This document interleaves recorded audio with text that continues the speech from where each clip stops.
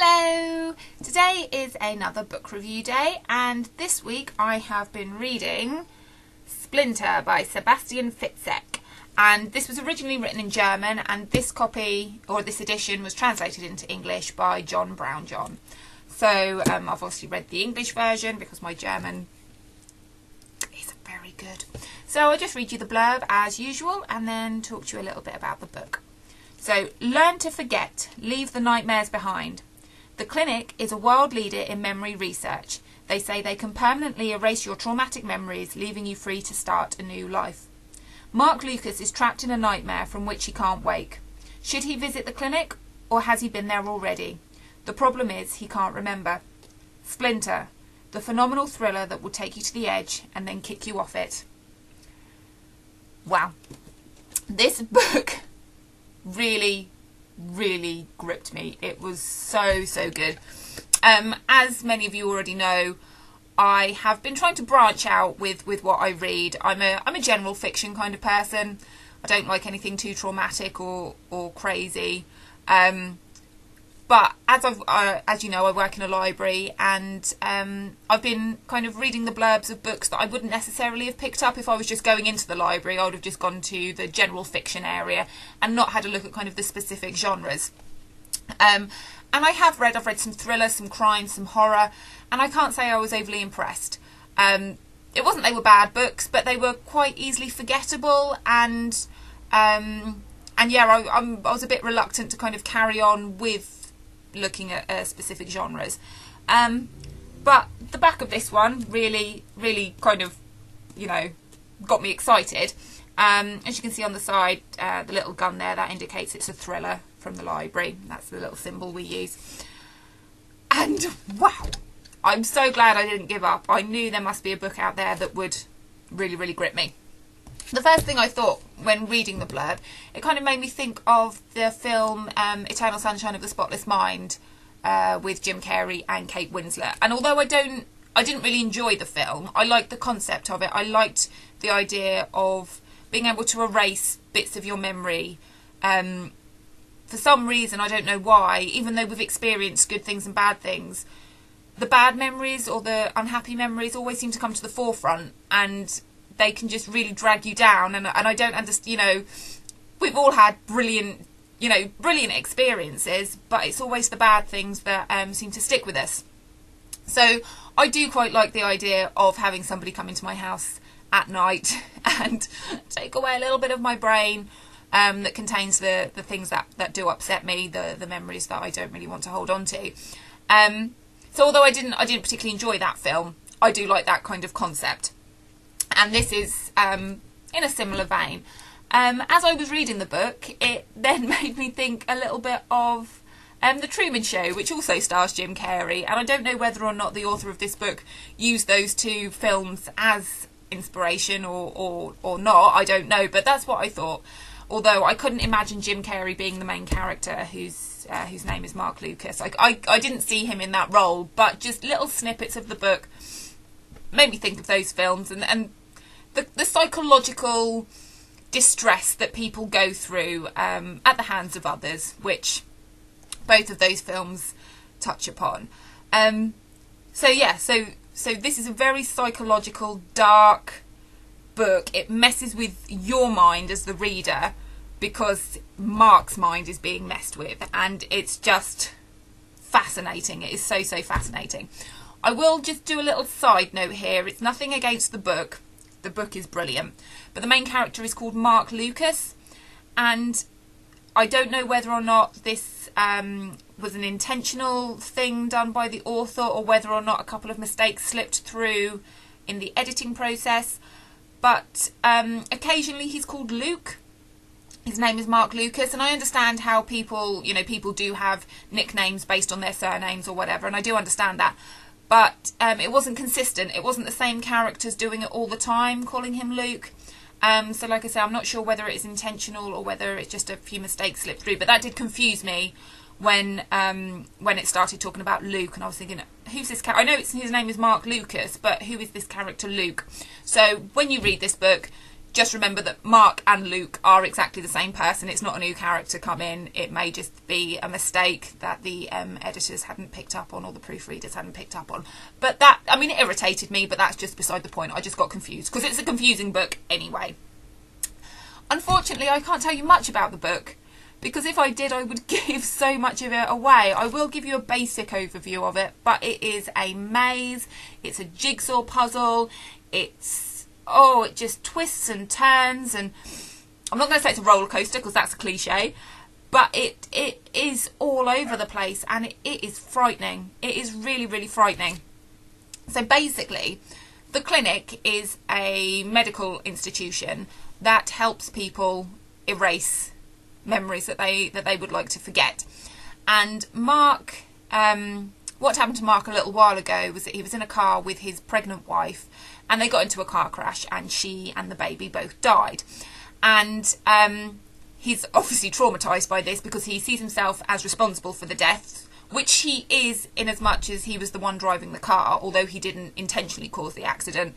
He drove the car, he crashed the car, and his wife and his baby, his unborn baby, died.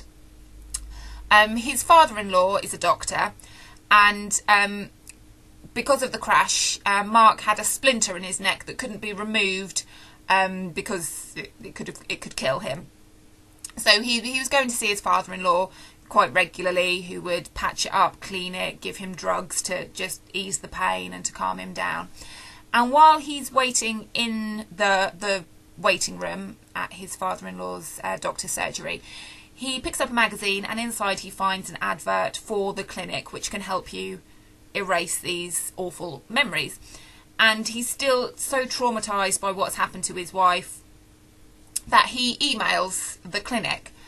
And it's almost as though he's forgotten that he's emailed the clinic, because one day he's walking down the road and a car pulls up, and the people inside are from the clinic, and they're just responding to his email and saying, would you like to come along for a consultation? You don't have to do anything, you can go away and think about it, but just come along and talk to some of the professionals here and you can make your decision. And he's a bit reluctant. He's not sure he wants to erase his memories now, but he goes with them. They go to the clinic. He has to leave his mobile phone and his keys and all his personal belongings with reception or whatever. And he talks to some of the doctors, and he fills in the form, but he doesn't sign it because he wants to go away and think about it, and they're happy for him to do that. So he collects all his belongings and he leaves. And he's looking through his mobile phone, and none of his numbers are stored, or none of his messages are stored there. And he's a bit confused because he knew they were all there when he went into the surgery. And like all of us, we don't need to remember phone numbers anymore because we keep them in our mobile phones. And he's scrolling through, and there's nothing in there, and he doesn't know who to call. And the only phone number that he knows himself is that of his apartment. He's moved into an apartment since his wife died. They used to live in a house, but he's on his own now, and he doesn't want the memories of the house and his wife in his head, so he's moved to a new apartment building. He hasn't unpacked. His boxes are still all over the place, but he's slowly moving himself in and getting settled. So he phones his apartment phone number, and a man answers the phone, and it says that his name is Mark Lucas. So Mark is so confused because he's Mark Lucas. Who's this man? He goes to the apartment and he tries the key in the door, and it doesn't work. And by the door, where his surname would have been, was a different surname, and it was of his wife's maiden name. So he bangs on the door, and a woman answers the door, and it's his wife, and she's pregnant, but she doesn't recognise him. And he is thrown, and oh my goodness, it's at that point where you think, what if that was me? And I was thinking through it, like, whose phone numbers do I know? Whose houses do I remember where they... just people who I could trust, because he's now lost and alone, and he goes downstairs to his car that he's parked outside, but his car isn't there, and it's not where it should be, and he looks for it, and it's not there, and everything that he thought was real and true, it might not be. And he's so confused because he's sure he didn't undertake any of the procedures to erase his memories. He's so sure of that, but then he starts to doubt himself, and he's unsure of what's going on, and he's wondering if he even exists, or if the world around him exists, or if that's how it's always been and he's remembering something different through the trauma of the crash.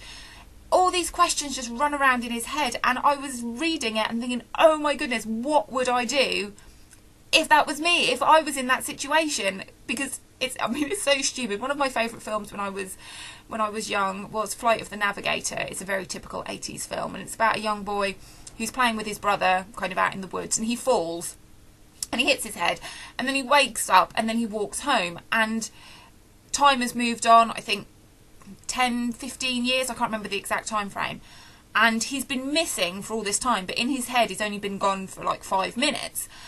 And I used to watch that film and think, oh my goodness, what would I do if that happened to me? And I know it's sci-fi and I know it's fantasy, but if something can affect you that much, it must be quite good if it can really get into your head. And this book really got into my head.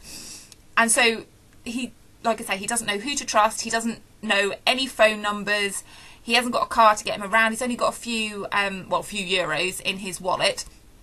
And he uses that money to get a taxi to go back to the clinic, because he thinks that's the only constant. That's the only thing he remembers as having. He's definitely been there. He's, definitely spoken to these people. He needs answers.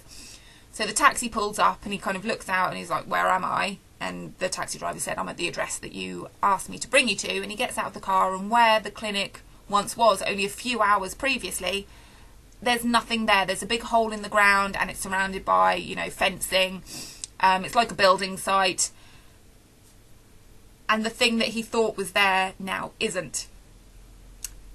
And that's when things just go crazy, and he's just lost.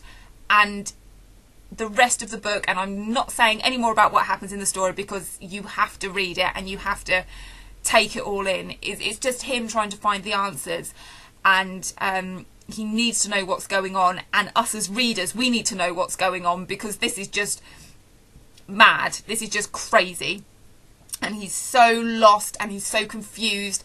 And as a reader, I was lost and confused, because I'm thinking, well, where's it gone? How can a building disappear in the space of a few hours? And where's his car? And why is his wife still alive? And oh my goodness, it just messes with your head so much. It is such a good read, and I'm so glad that I picked up another thriller. So I've definitely not been turned off that genre, which I'm glad about, because like I say, I do want to branch out and read other things, and I'm glad this is the book that made me realise that it's not all bad, because it just knocks you sideways, and the ending is jaw-dropping, and that's it. I just can't say any more. I'm so excited about this book, and I'm so glad that I read it. And so I think if you like something exciting, something that will mess with your head, something that will keep you on your toes, something that will just keep you guessing, and then shattering all your guesses with something else, and it's brilliant. So please read this.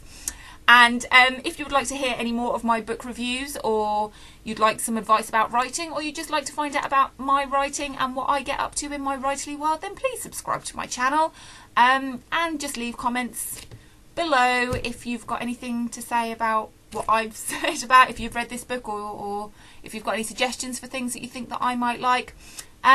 Yeah, just please comment and subscribe, and I will see you soon.